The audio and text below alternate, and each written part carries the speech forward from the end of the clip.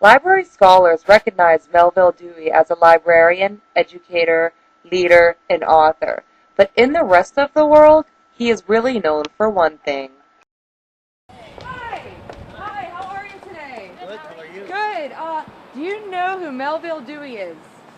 No, Yeah, the Dewey Decimal System. The Dewey Decimal System. You heard it here today. Thank you. Thank you very much. Melville Dewey was born on December 10, 1851 in Adams Center, New York.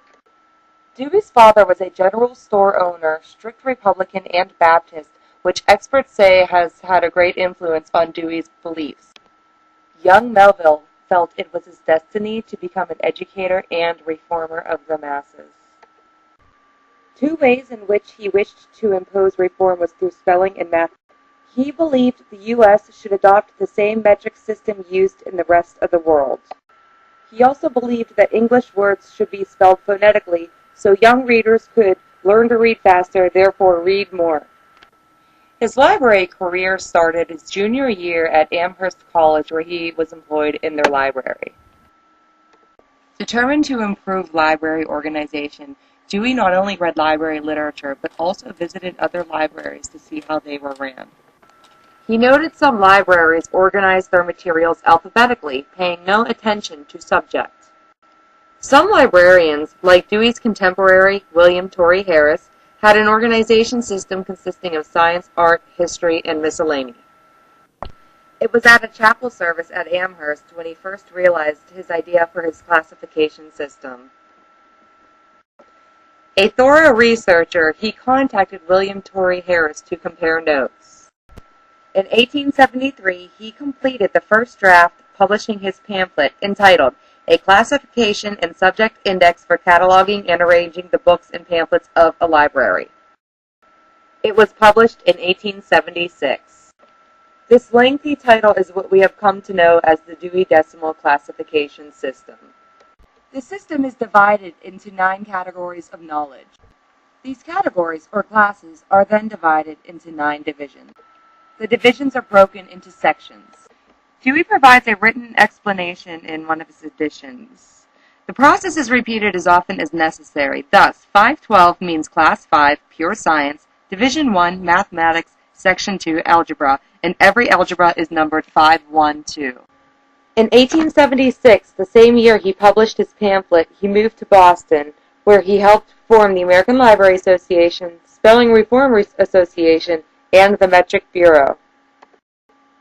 In 1878, he married his wife, Annie Godfrey. They had one child together, his only child. He made an unwise decision to merge treasuries between the 3 associations without telling funders. Get down here, Dewey.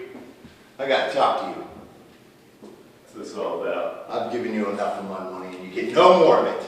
You know who I am? I'm not messing in here anymore. I don't need your money. You have been stealing You know from me. who I You've been am? scamming You from know your who own I am? libraries. You know who I am? I pay for these books. I That's don't the need reason your you money. have these books. These books wouldn't exist without me. That's right, and they wouldn't exist without my money. So I'm taking my money.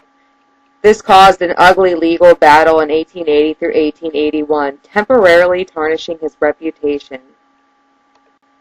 Once a settlement was reached, Dewey eventually regained his credibility through hard work. Non-library scholars most likely will not even remember this incident.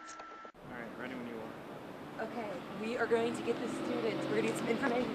Excuse me, ma'am. Hi, how are you today? Okay. Oh, so I was just wondering, how do you feel about the Melville Dewey scandal? I don't know what you're talking about. Oh, you know, whenever he switched the treasuries or he combined them all and, I'm sorry, I really... Are you a student here? No, I'm just using the bathroom. Oh, okay, thank you. You heard it here first. When Dewey became head librarian at Columbia College in 1883, he implemented and modified this classification system through 1888. During his time at Columbia in 1887, Dewey started the world's first library school. It focused on 3 principles: character development, practical skills, and collection development. His first class had 20 students, 17 of which were women. Dewey scholars claim that he had misogynistic tendencies.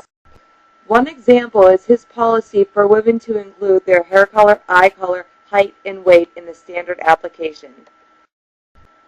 Also, submitting a picture was highly encouraged.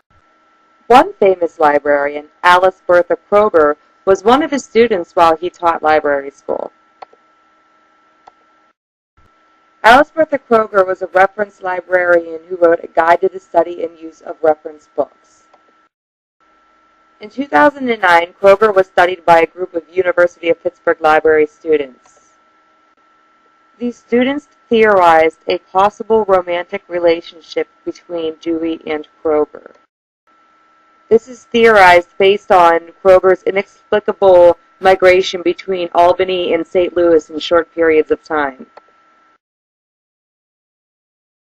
They're reading is Jen Stevenson. Jen Stevenson is a librarian. She knows a lot about Alice Bertha Kroger, who was a student of Melville Dewey. Come on. Hey, Miss Stevenson! Miss Stevenson! How are you? How are you? Hi. How are you? I'm okay. Good. How do you feel about Melville Dewey and his womanizing ways? I'm a little appalled by them. Isn't it true that you did a video on Alice Bertha Kroger? Yes. And what did you have to say about hers and Melville Dewey's relationship? That it was kind of shady. How she went to New York and then she went home and then she came back again. A little suspicious, don't you think? Did you know that whenever he admitted 17 women into his school, he made them apply, putting their height, their weight, and sending pictures in? No, I did not. He did. What a jerk. You heard this here first.